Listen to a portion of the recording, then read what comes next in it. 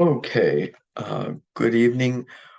We are going to start our Zoom meeting on chapter 7. So we'll look at the vocabulary and we'll look at the grammar or estructura of chapter 7. Okay, so chapter 7 uh, begins over on page 196, 197, and it has to do with los recuerdos, memories, and nostalgia. Really, I think a better name for this chapter would be celebrations, uh, um, eh, holidays, because it really it deals with that sort of thing. Okay, so let's take a look here. Okay, so let's go right on now to page 197 and go to comunicación, where we're given a unique or idiosyncratic ways of expressing things in Spanish. This section is very simple, very straightforward. Again, we'll be looking at these topics with an eye towards the chapter 7 test in 3 weeks. So there's a few communication items here we need to look at and you need to understand for your exam. Very simple. These are very simple concepts. Okay, so let's take a look. 1 second. Okay, and give me a second. Okay, and the concept here is to have a good time. How would you ask somebody, did you have a good time, or are you having a good time? How would you say, we had a good time, I had a good time? That's all there is to this. And let's take a look and move on here a little bit. And they give you different individuals from different countries, and they just have them speak, and they just want you to say which expression are they using to express that they had a good time. So run through those exercises, but here's what you really want to look at here. And there it is. It's this box here at the top of page 198. All right, this gives you the various ways to say to have a good time. So again, make sure you look at this. You can click again on the icons there, the little arrows, and practice the pronunciation. But to say you had a good time in Spanish, the main way we say this is with this verb pasar, simple AR verb, and it's pasarlo bien. Okay, that's to have a good time. You could also say pasar la, so to spend it well. And the lo, you can either use lo or la. I generally use lo. Most people use lo, but you could say pasar la bien as well. And the lo or la would mean it. You could also use disfrutar, to enjoy. Did you enjoy the event? Used less often. Again, pasarlo bien or pasarlo mal is the main way that this is expressed. You could also use the verb divertirse, literally from the word diversion, okay, to have fun. Divertir, it's an I verb, it's used reflexively to divert oneself. So you could ask somebody, te divertiste? Literally, did you divert yourself? Did you have a good time? Again, the most common phrase is pasarlo bien, or pasarlo bien, pasarla bien. And let's take a look. So this is how you might ask somebody, did you have a good time on your vacation? Or I'm sorry, if you wanted to tell somebody that you had a good time, I had a good time on my vacation, it would be yo lo pasé muy bien de vacaciones. And then you could ask the person, and you? And then the person might ask, they could come back, yo también lo pasé bien, or they could say, sí, yo me divertí. Here they chose to use divertir. And again, it's reflexive. Yo me divertí mucho en las montañas. I had a good time in the mountains. Okay. This is just another thing you could say, pasarlo bien, pasarlo divertido, pasarlo rico, pasarlo fenomenal.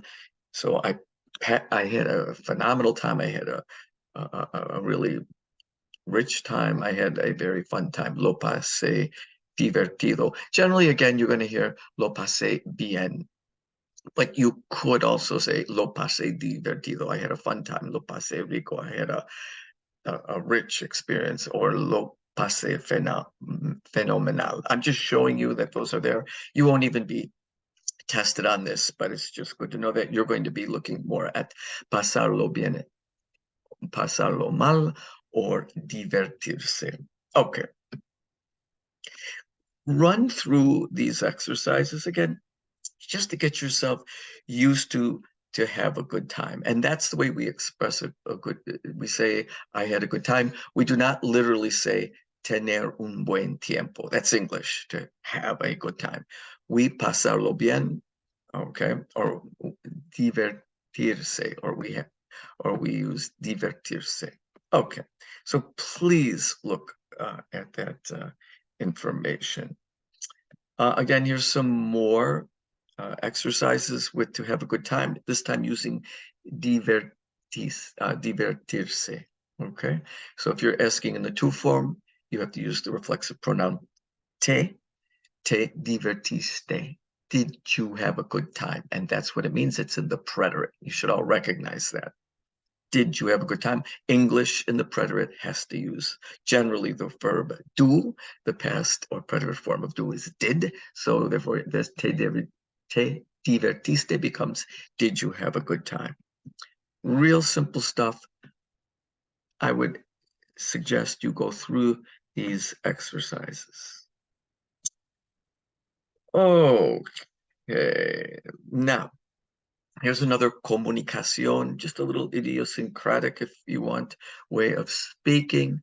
How do you say congratulations? You could either say felicitaciones or felicidades, or enhorabuena. I never or rarely hear enhorabuena, but it's a legit way to speak. Usually people say felicitaciones or felicidades. So let's take a look here. Since this particular chapter deals with celebrations and life events, here, let's see what it says here. Yo voy a graduarme de la universidad. I'm going to graduate from the university in May. And then someone would reply to you if you make that statement, felicitaciones, congratulations, or they might say felicidades. Okay. You could also use the verb felicitar. It's an verb, and you use the direct object pronoun. So somebody says, again, I'm going to graduate in May.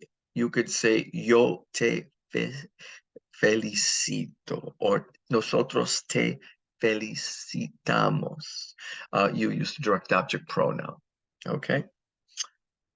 Okay, so you might say to a young man with whom you use usted, yo lo felicito, or nosotros lo felicitamos. To a woman, yo la felicito, or nosotros la felicitamos. We congratulate you.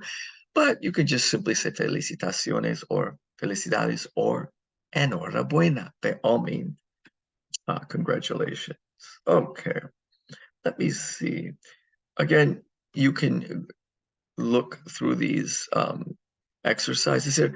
What if something bad happens, by the way? So you will have an exam part on your exam where you're going to have to know whether do you say congratulations and how to say it. Now you know how. But if somebody recounts something to someone that is bad or negative, you're not going to say congratulations. You're going to say, I'm sorry. And we say, I'm sorry with lo siento. I just wanted to point that out. Okay. Now we can jump to vocabulario on page 201. Okay. Make sure you get familiar with vocabulary. Again, the vocabulary has to deals with life events, anniversaries, weddings, birthdays, celebrations like Christmas, Thanksgiving, holidays. And how do we celebrate these events? Do we celebrate with gifts, regalos, tarjetas, cards, food, comida? Uh, uh, what do we celebrate these events with? So this is the language of celebration, different holidays and different events, from birthdays to weddings to anniversaries to a New Year's or Christmas celebration. So please go through this vocabulary. You should already know this, or you should be familiar with a lot of it. It's just good review, and this will be on your chapter 7 test. I just want to make sure. So let's look at some of the things that when we celebrate, when we have a life event, what are some of the things that happen at a celebration?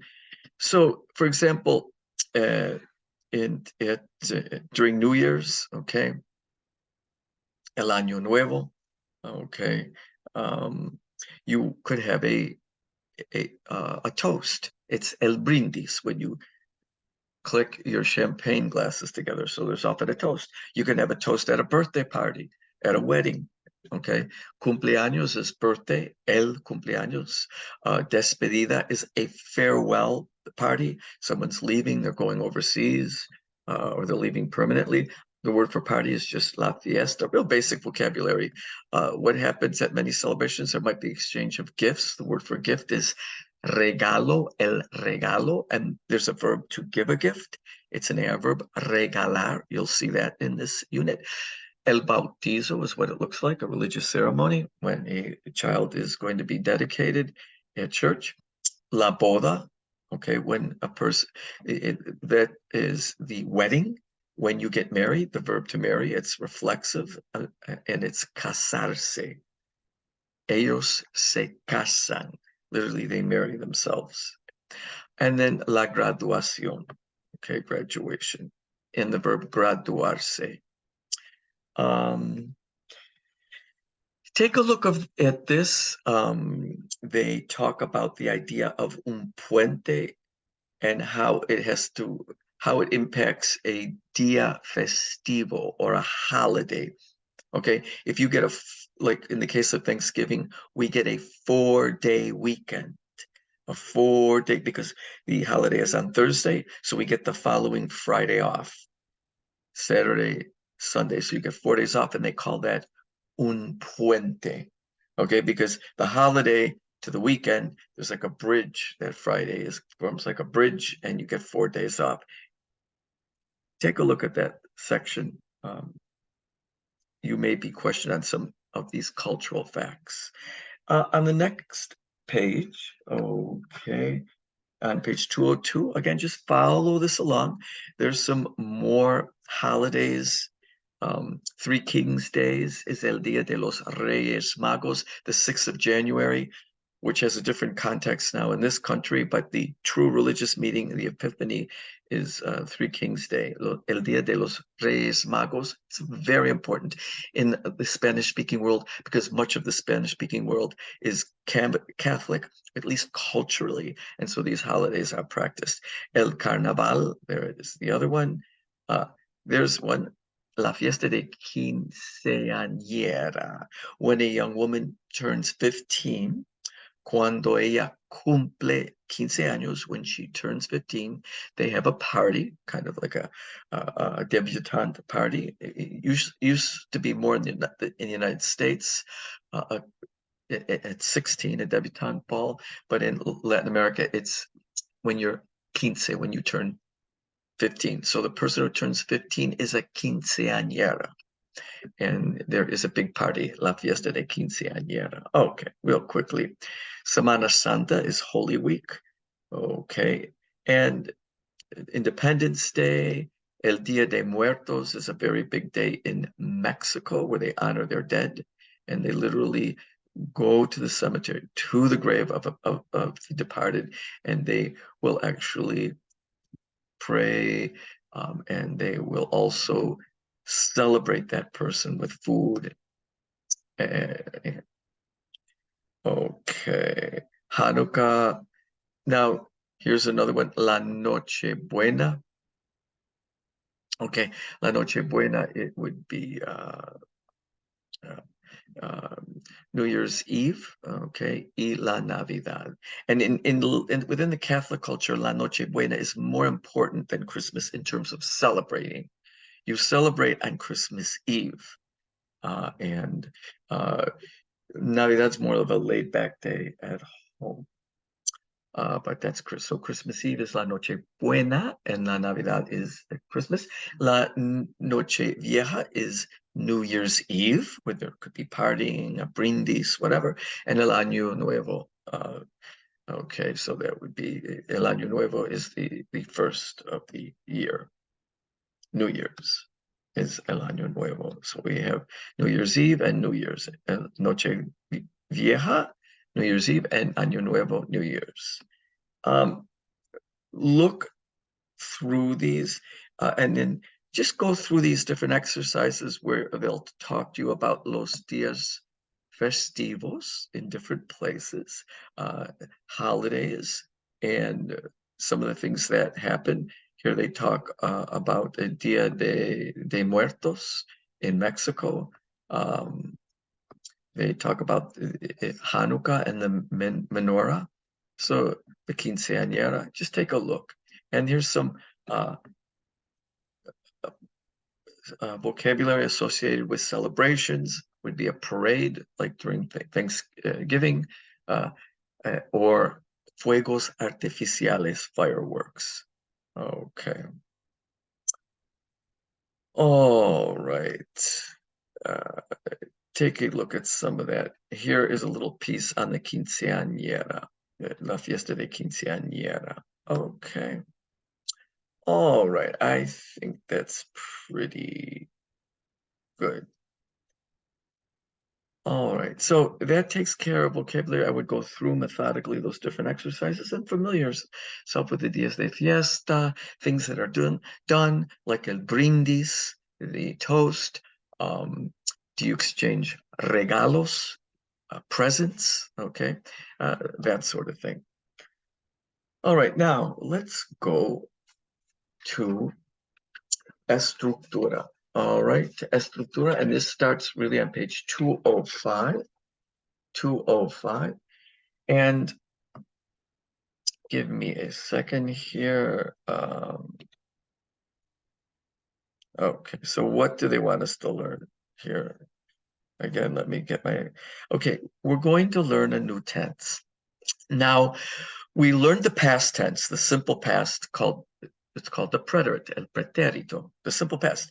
I went, we ate, I saw. They moved to a different town. Usually these words end in ed, okay, but not always. But just the simple past tense, okay. I waited, okay.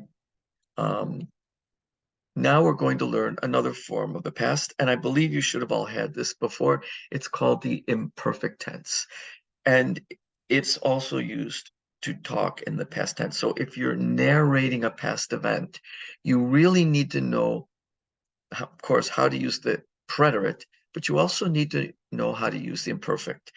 And what is the imperfect? The imperfect means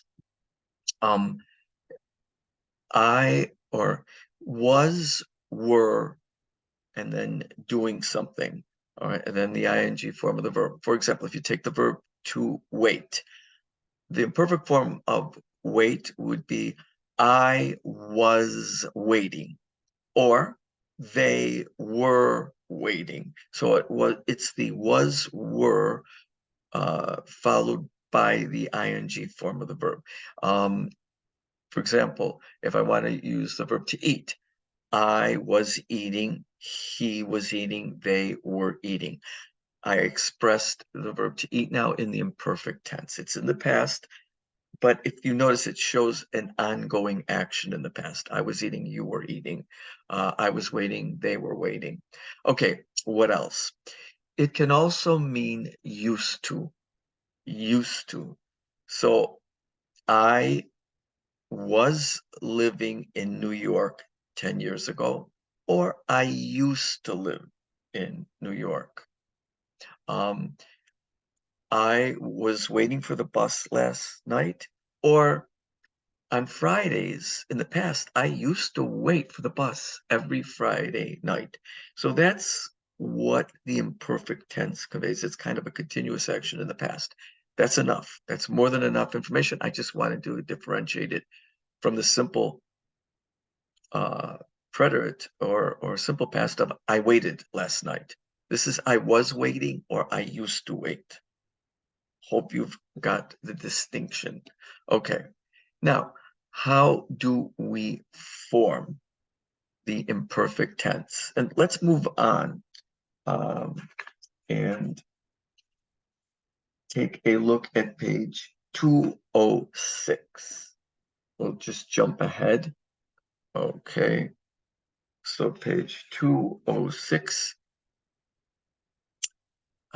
And so whenever we want to conjugate a verb, what have I taught you? Get the stem of the verb. Get the stem of the verb. We did it with the preterite. We did it with the present tense, okay, that we learned over 2 semesters ago. We did it with the preterite tense. You get the stem of the verb, and we add on our magical endings. And the endings we add on to the stem are determined by the subject pronoun. The individual speaking. Is it yo speaking? Is it tú speaking? Is it él speaking? Is it ellos or nosotros? That will determine the ending. And so let's see how we form that verb. So we know there's 3 types of verbs in Spanish. Verbs either end in AR, ER, or IR. And that's the 2 form of the verb, or the infinitive. Hablar is an AR verb, comer ER verb, vivir an IR verb. For AR verbs, here's the rule. Get the stem of the verb. So how do we get the stem? Drop the AR ending. So let's take hablar, we get habla. And then we add on the suffix aba, and it's ABA. It's as simple as that. Now, for yo, we add on aba. For tú, we add on abas with the S, which you should seem normal to you, okay? Because usually tú involves the use of an S in the conjugation. And then the L and ella is aba again. So notice the yo and the el ella usted form is exactly the same.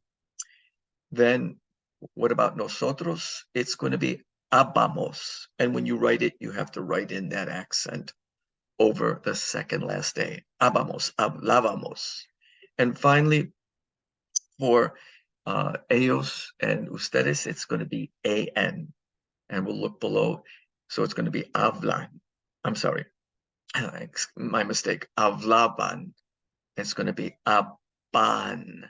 Aban, A-B-A-N. We'll look in a second. What about ER and IR verbs? How do we conjugate them in the imperfect?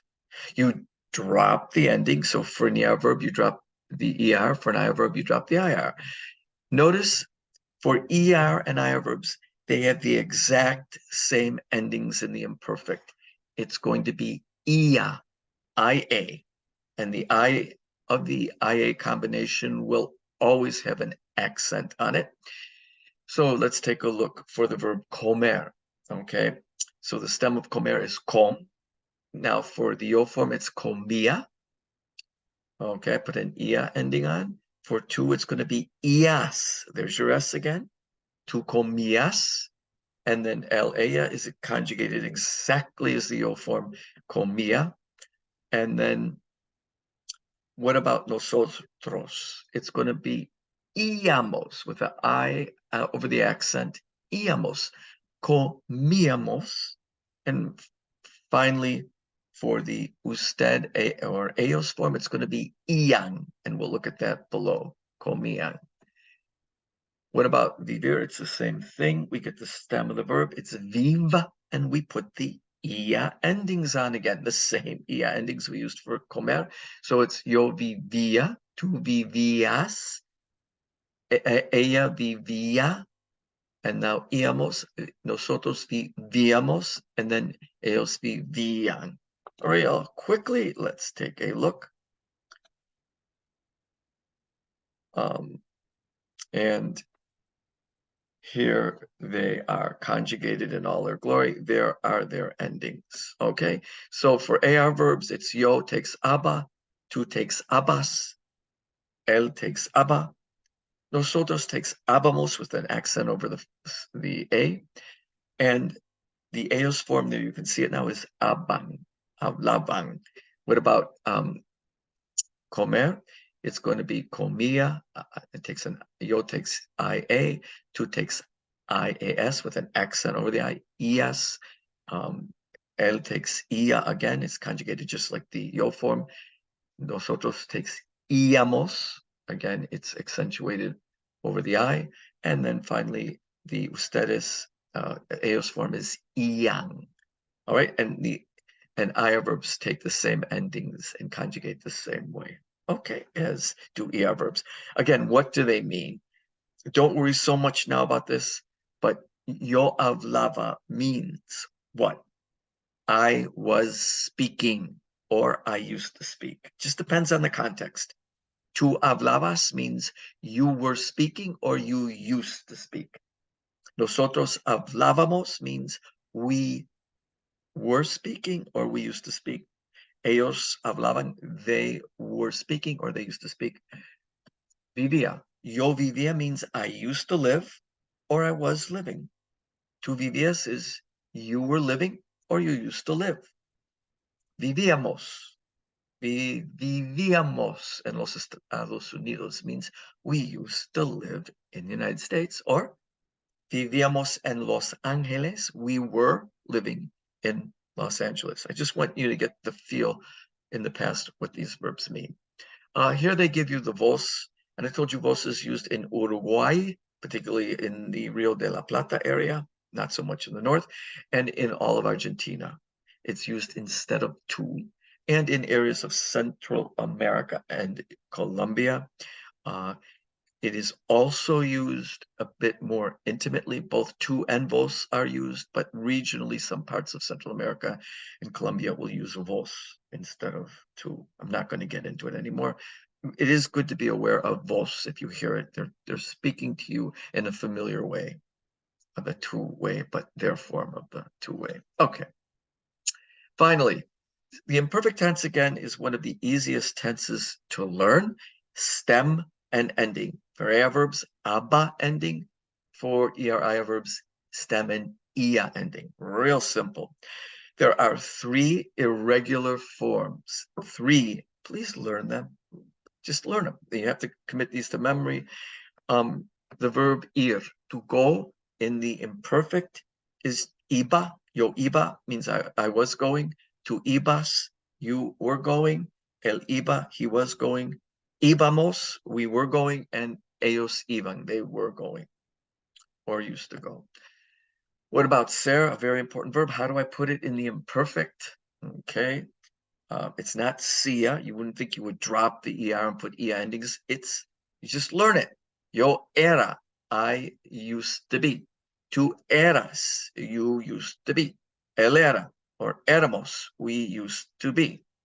Everybody get that? It's the verb to be, but it's in the past and it's used to be. Or we were being.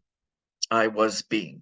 Okay, finally, ver is irregular. You notice that we don't get the stem. Instead, we don't drop the er and say via.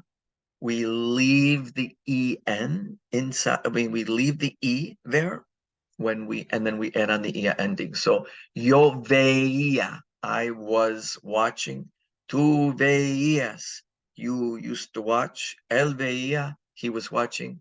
Or veíamos. So notice there's an E, a big fat E tucked in there, and that is why it is irregular. Those are the only three irregular imperfect verbs you need to know. Very easy tense to form, and it's called the imperfect. On your exam, if they tell you put something in the imperfect, you should be able to do it in 2 seconds.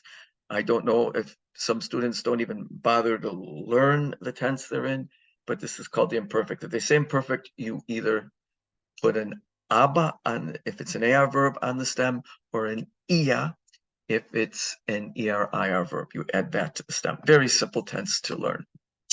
Okay, let's see. Let's move on.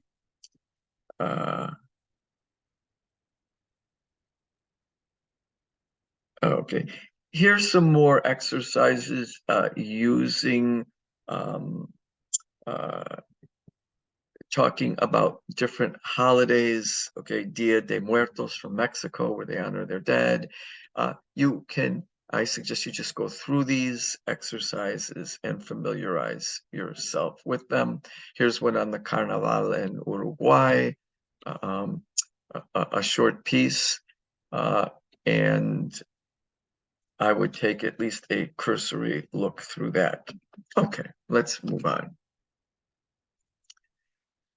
Okay, now we're going to go to estructura, or the second part of grammar, 7.2. And what is 7.2 about? It is indirect objects and indirect object pronouns. Okay, so we already learned direct object pronouns. You know, I see Bob. Bob is the direct object, and then I want to I don't want to use Bob all the time. I want to say, now I see him. Yo lo veo. And we know that our direct objects always come before the conjugated verb. So I would say I see him would be yo lo veo, not yo veo lo. Yo lo veo. I see Mary, yo veo a Mary, or I see her, yo la veo. Remember, those were our direct objects. Now we're going to learn the indirect objects. And indirect objects usually refer to people, not always, but generally. And it's when you do something for somebody, or you give something to somebody. So for whom or to whom is the action done? Okay, they're not the direct object, they're the indirect object. Something is being done for them, given to them. Okay, so that individual will be your indirect object.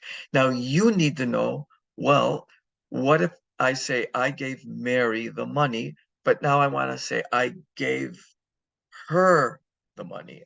What is the indirect object pronoun that means her? Or I gave Bob the money, or I gave him the money, or I gave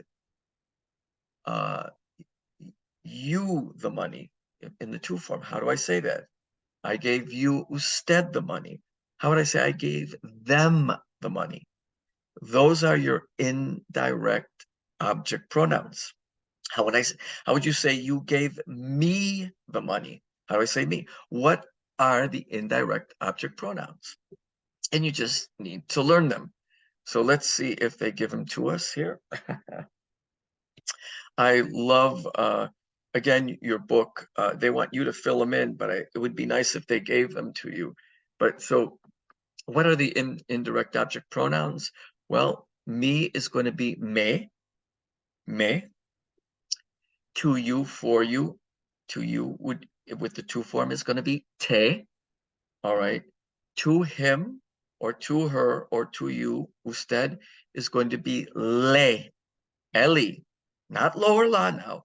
Le. Le means to him or to her, for him, for her.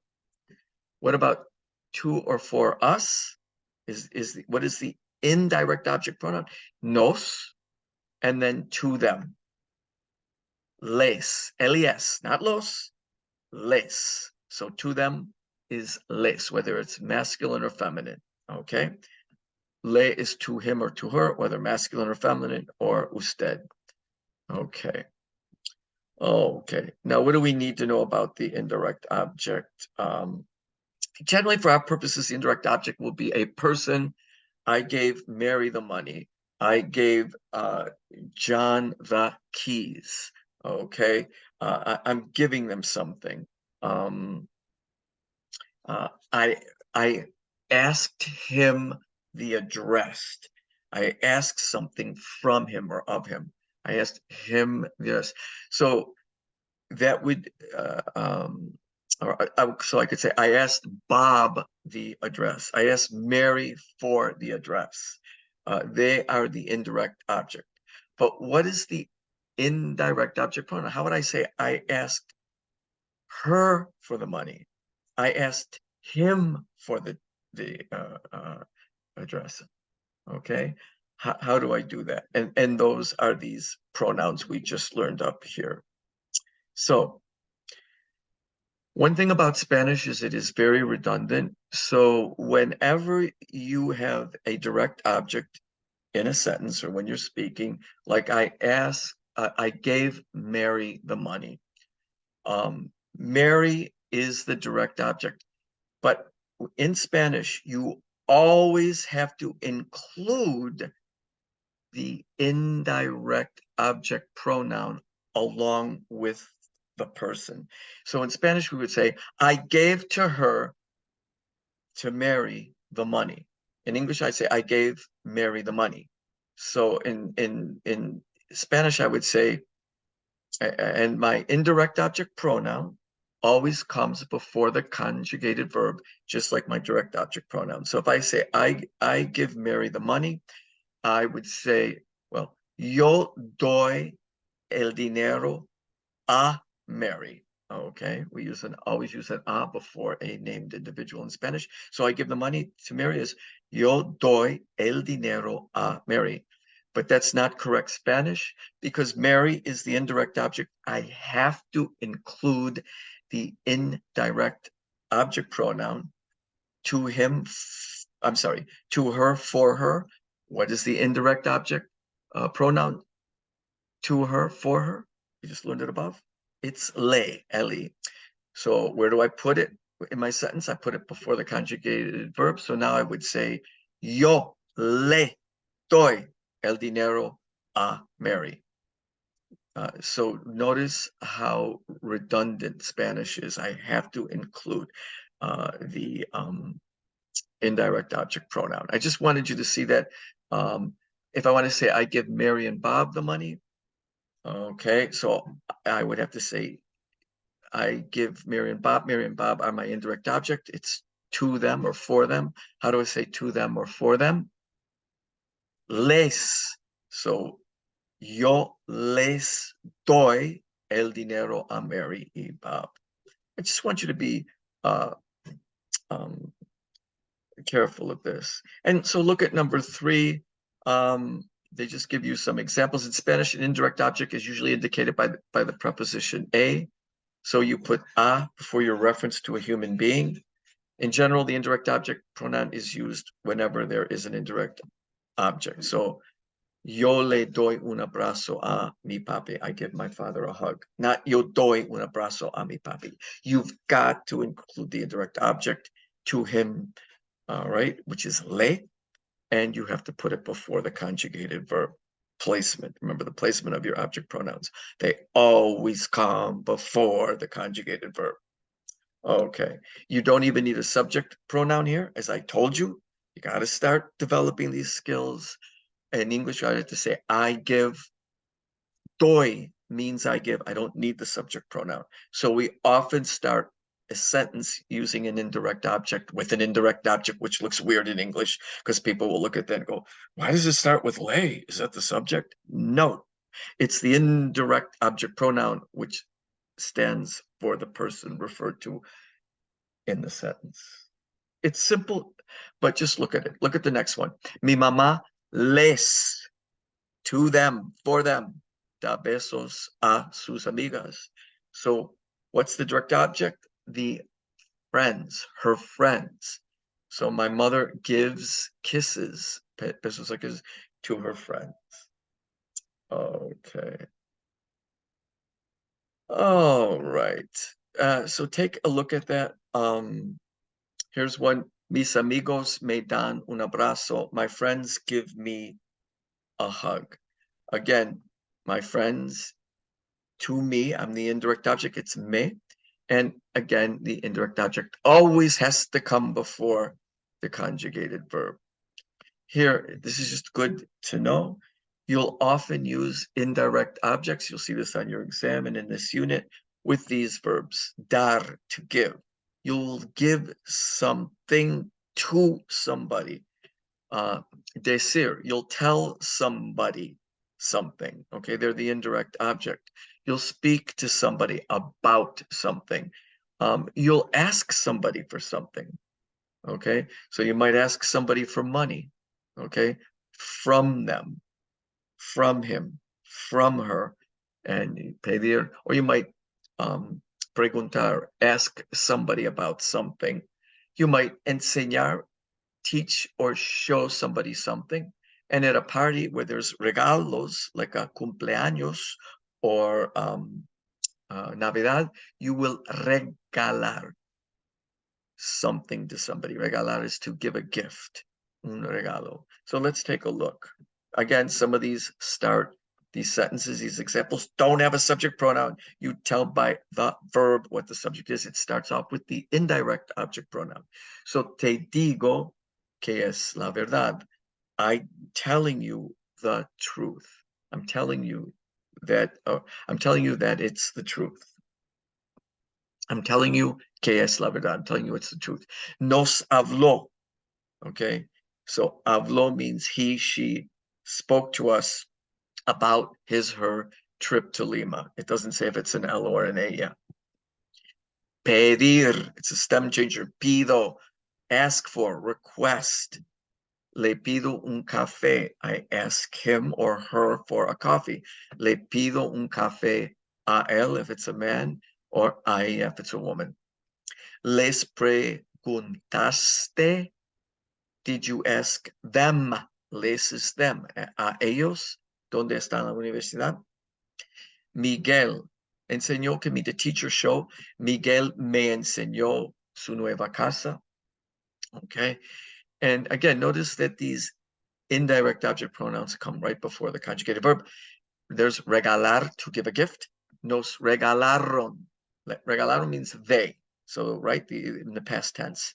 Aron, they gave us they gave us a book, or they gifted us a book. Okay. Also, just know this, that if you have two verbs going on and you want to use an indirect object pronoun, you can always put the indirect object pronoun before the conjugated verb, or you stick it to the end of the second verb infinitive. So le voy a preguntar algo, I'm going to ask you something, or voy a preguntarle algo. I'm sorry, I'm going to ask you something. That's if you're using usted. If you're using, if it's he or she, we need to know the context. Then it could mean her or him. Okay, we use le. We're going to ask her something or him something. Okay. Let's see. What else?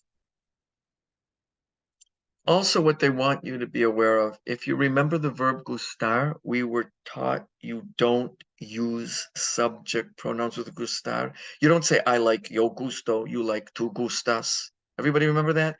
Nosotros gustamos. We don't use the subject pronouns with gustar. We use the indirect object pronouns. These same pronouns we're learning now. These are the indirect. Now you know what those pronouns were that you were using with gustar. Me is the indirect object pronoun for yo, te is for tu, le is for him, or he or she, or usted. Nos is for nosotros. That's why we had nos gusta. We don't use the subject, we use the indirect object. And for ellos, we use les. Just a quick little bit of review. You can go through some of these activities here. Just go through them slowly, and it's getting you used to using not just the vocabulary of the chapter, but this combination of indirect objects and indirect object pronouns. Okay. All right.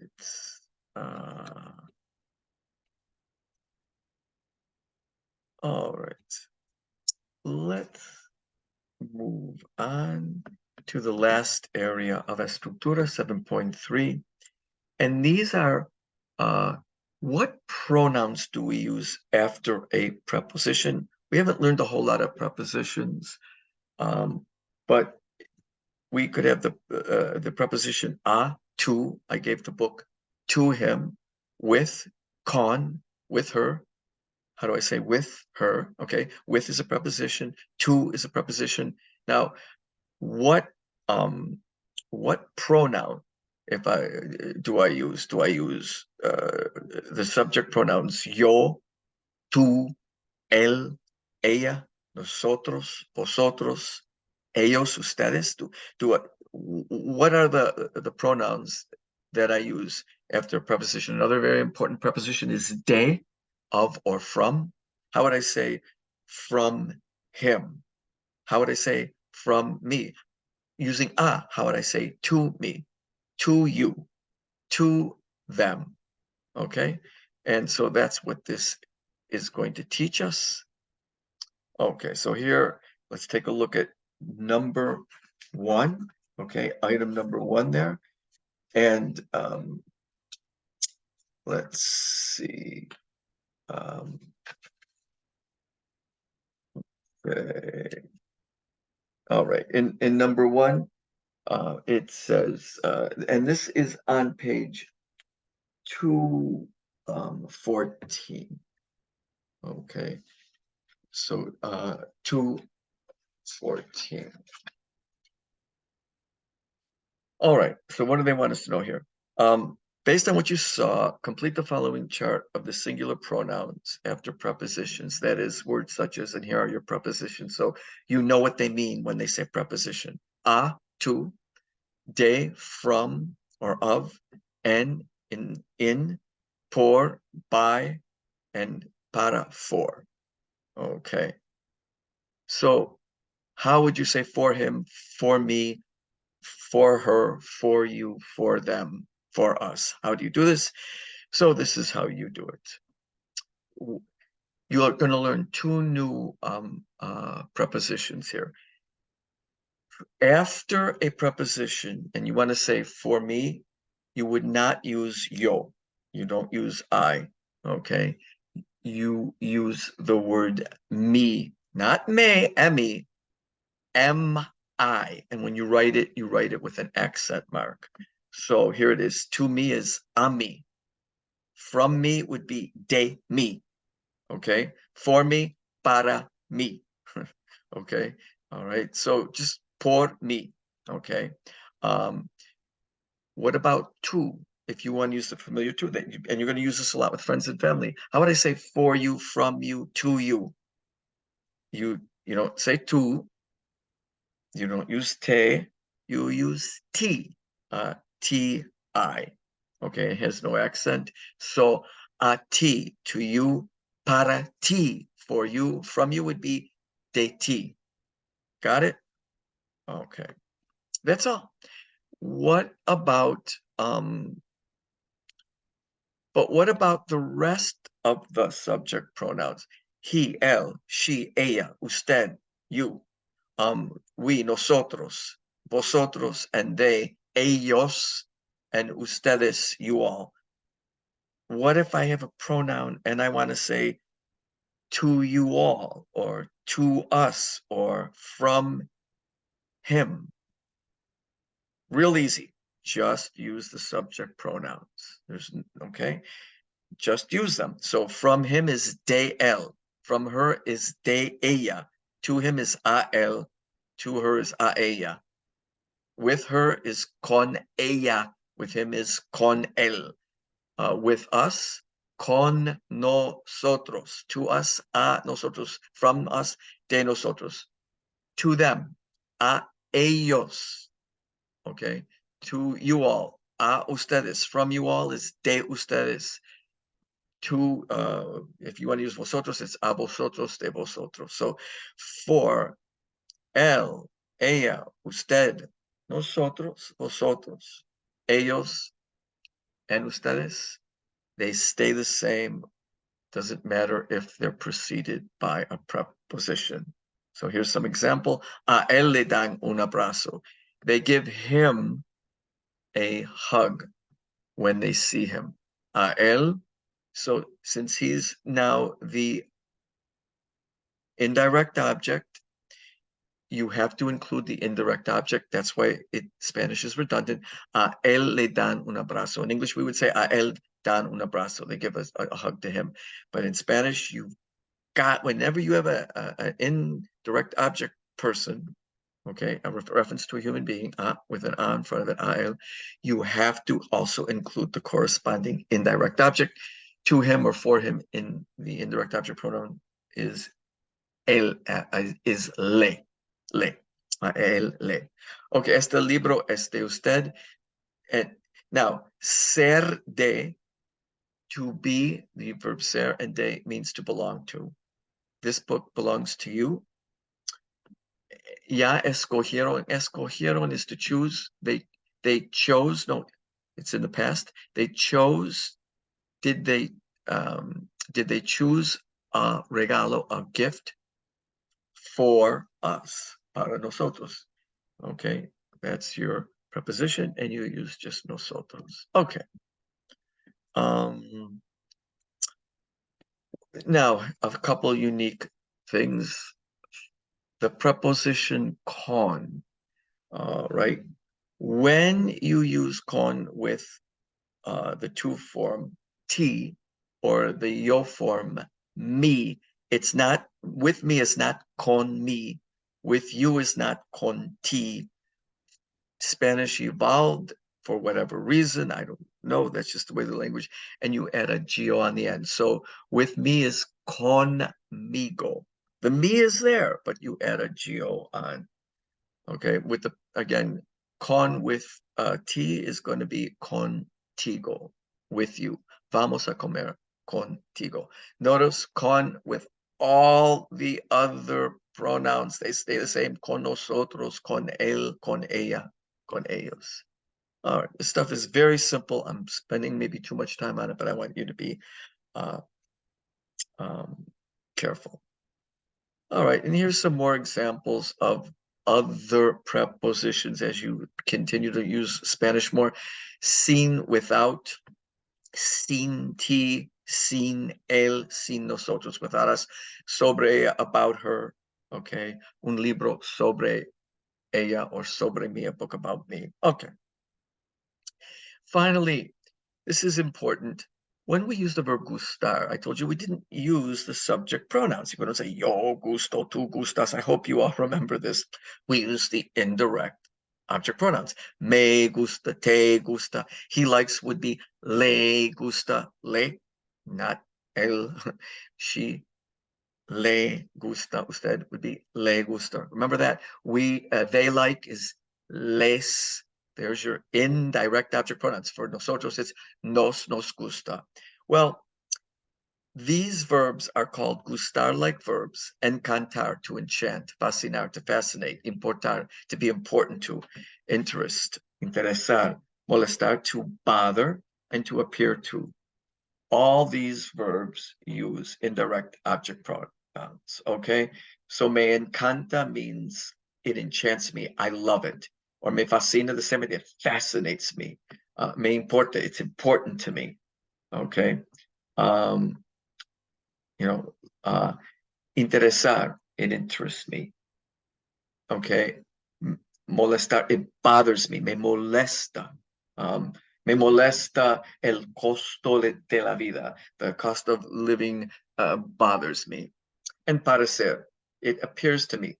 Me parece que Es un buen día. It appears to me it's a nice day out. Me parece que hoy es un buen día. It's a nice day. So take a look at those. They're not so important, but it's good to be aware that these verbs like gustar use the indirect object pronouns. You now know the indirect object pronouns. Starting the singular ones would be me, then te for two, le for he, she, it, and usted, nos for nosotros, and les for ellos, they, and for ustedes. Those are what you're going to use as your indirect object pronouns, and with these, the verb gustar and these gustar-like verbs. And I think that does it. Your exam is not that difficult. Your upcoming chapter 7 exam, there's quite a few readings and just stating whether things are logical or not. There's short descriptions or readings, or maybe someone will speak a little bit about a holidays or a festivity, and you'll be asked some short questions. There'll be some questions on how do you say you had a good time? How would you congratulate somebody? Felicidades, felicitaciones. Really pretty simple stuff. There is a lot of a celebration-centered vocabulary.